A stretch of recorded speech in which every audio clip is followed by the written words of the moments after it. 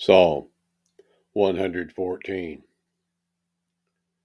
When Israel went out of Egypt, the house of Jacob from a people of strange language, Judah was his sanctuary, and Israel his dominion. The sea saw it and fled. Jordan was driven back. The mountains skipped like rams, and the little hills like lambs. What ailed thee, O thou sea, that thou fleddest? Thou Jordan, that thou wast driven back?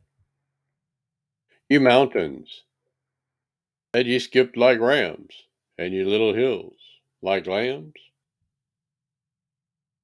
Tremble, thou earth, at the presence of Yahuwah, at the presence of the Eloah of Jacob,